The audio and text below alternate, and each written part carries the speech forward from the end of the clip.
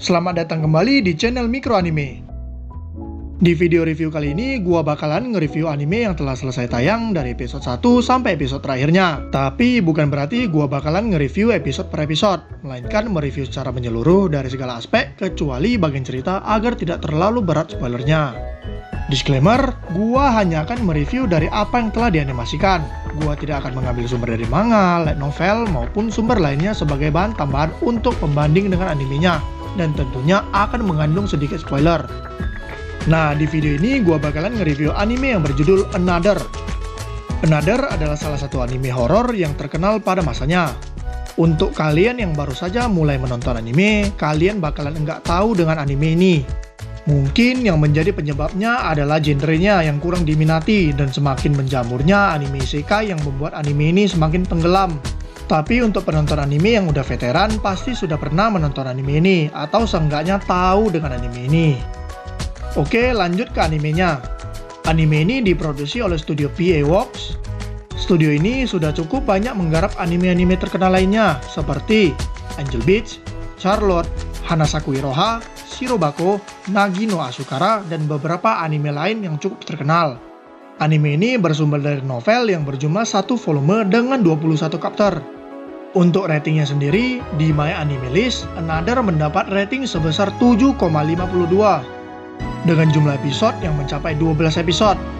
Anime ini bergenre misteri, horor, supernatural, thriller, dan school. Dan juga anime ini rilis pada tahun 2012. Untuk genre sih kemungkinan besar tidak akan berubah lagi karena anime ini udah rilis dari 9 tahun yang lalu. Tapi untuk rating kita tidak bakalan tahu entah naik ataupun turun. Serta untuk batas usia dari anime ini adalah 17 tahun ke atas. Tapi untuk kalian yang belum berusia 17 tahun ke atas, jangan khawatir karena di bagian visual nanti gua bakal ngasih tahu mengapa anime ini boleh saja ditonton sama kalian yang belum berusia 17 tahun ke atas. Sekarang bagian lagu opening dan endingnya. Untuk openingnya jujur aja gua gak suka, tapi bukan berarti lagunya gak bagus. Namun gak cocok aja sama telingaku karena lagunya cukup mengerikan bagiku. Mungkin ada dari kalian yang bakalan cocok. Untuk endingnya gue sendiri gak tahu suka apa enggak, soalnya lagu endingnya itu slow dan mellow tapi juga menyeramkan. Gue sendiri suka sama lagu-lagu yang slow dan mellow, tapi bagian yang menyeramkan itulah yang menjadi masalahnya. Juga pas gue denger endingnya bisa sampai merinding loh. Entah gue sendiri yang berlebihan atau memang lagunya yang seram, tapi mungkin ada dari kalian yang bakalan cocok sama endingnya. Lanjut ke bagian visual atau penggambaran animenya. Untuk visual di anime ini, kuakui memang bagus, tapi gelap. Anime ini dibuat gelap dengan tujuan untuk mendukung genrenya, dan karena dibuat gelap, kesan horor dari animenya semakin terasa. Walau lebih berfokus di sekolah, namun kota Yomiyama yang menjadi latar kotanya juga dibuat sepi dan kosong. Dengan pencahayaan yang sering ada hanya dari cahaya lampu jalan yang remang-remang, yang membuat feel dari kotanya semakin horor. Untuk sekolahnya sendiri tidak usah ditanyakan lagi, yang mana sekolahnya digambar seperti sekolah-sekolah yang ada di anime lain, tapi diberi kesan horor di sekolahnya.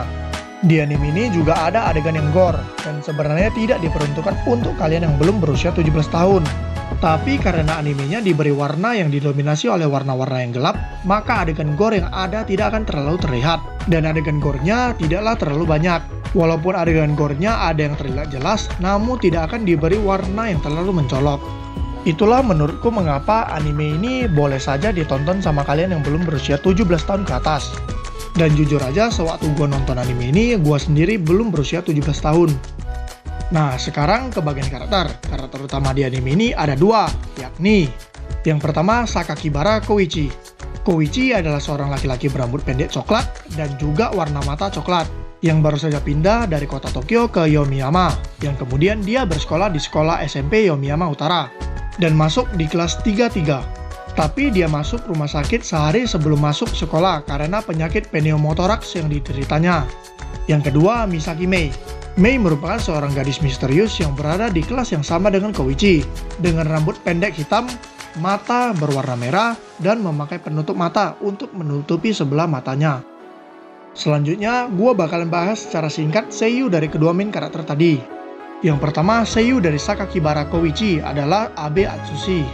Abe Atsushi sendiri telah mengisi suara di beberapa anime terkenal seperti Mashiro Moritaka di Bakuman, Yamanaka Inojin di Boruto, Kamijo Toma di Toaru Series, dan beberapa lagi yang lain.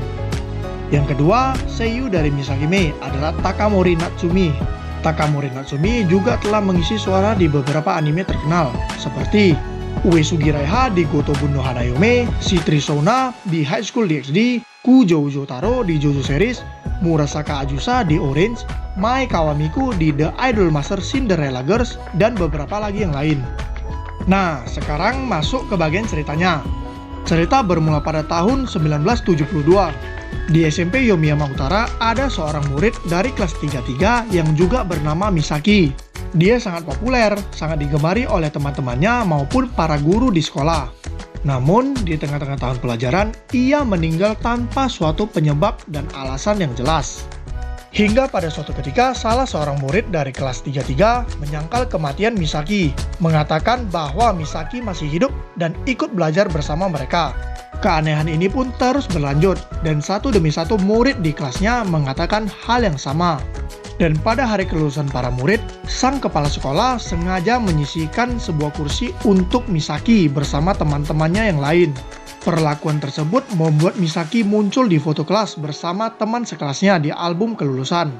Namun, pada tahun berikutnya, keanehan yang terjadi di kelas 33 terjadi lagi. Kursi yang seharusnya cukup untuk para murid ternyata masih kurang. Hal ini dikarenakan ada seorang murid tambahan yang seharusnya tidak ada di kelas tersebut. Dari sinilah dimulainya kutukan kelas 33.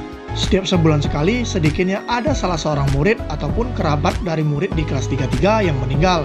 Dan biasanya setelah kelulusan barulah diketahui siapa murid tambahan misterius tersebut. Kutukan kelas 33 terus berlanjut hingga 26 tahun kemudian, lebih tepatnya tahun 1998. Sakakibara Koichi yang pindah ke Yomiyama karena ayahnya yang bekerja di India, Koichi pun tinggal bersama kakek, nenek, dan bibinya.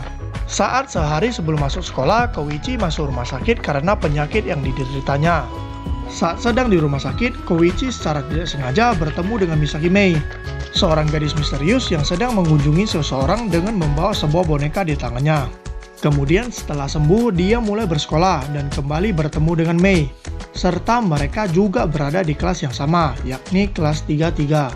Saat di kelas, Koichi merasa aneh karena tidak ada yang mendekati Mei, dan seolah-olah mereka menganggap Mei itu tidak pernah ada. Karena penasaran, Koichi pun mencoba berbicara dengan Mei, tapi Mei memperingati Koichi untuk tidak mendekatinya. Dan teman-temannya yang lain juga memperingati Koichi untuk tidak mendekati Mei, karena Mei dianggap sebagai gadis yang telah meninggal demi untuk mengurangi korban yang jatuh akibat kutukan kelas 33. Namun karena tidak tahu apa-apa, semua itu tidak dihiraukan oleh Koichi. Dan itu membuat Koichi juga dianggap tidak ada, karena tidak menghiraukan peringatan tersebut. Saat sudah dianggap tidak ada, maka Mei pun menceritakan semua kejadian yang tidak diketahui oleh Koichi. Dan dimulailah kutukan tersebut yang merenggut banyak nyawa. Serta setelah mengetahui tentang kutukan tersebut, Koichi pun terus berusaha untuk mencari petunjuk tentang orang yang sebenarnya sudah meninggal tersebut, agar kutukan kelas 33 dapat berhenti. Sekarang kekurangan dari anime ini yang berasal dari pendapat pribadiku. Sebenarnya gue sendiri gak tahu apa kekurangannya, karena anime ini udah cukup kompleks dan udah tamat hanya dengan 12 episode. Mungkin yang benar-benar menjadi kekurangannya hanya feel dari thrillernya yang kurang membuat deg-degan, dan juga adegan gore yang mungkin tidak akan memuaskan kalian yang merupakan pecinta gore. Sekarang ini kesimpulan dari gua.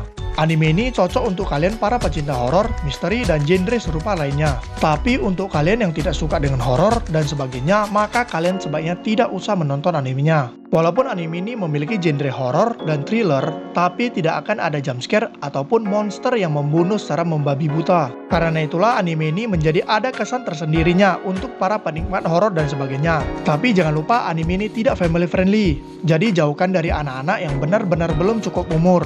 Sebagai tambahan, untuk yang tidak mengerti tentang penyakit pneumothoraks, diambil dari Wikipedia, pneumothoraks adalah pengumpulan udara atau gas dalam rongga pleura yang berada di antara paru-paru dan toraks. Atau yang lebih simpelnya, pneumothoraks adalah kondisi di mana bocornya udara dari paru-paru yang diakibatkan oleh benda tumpul maupun benda tajam.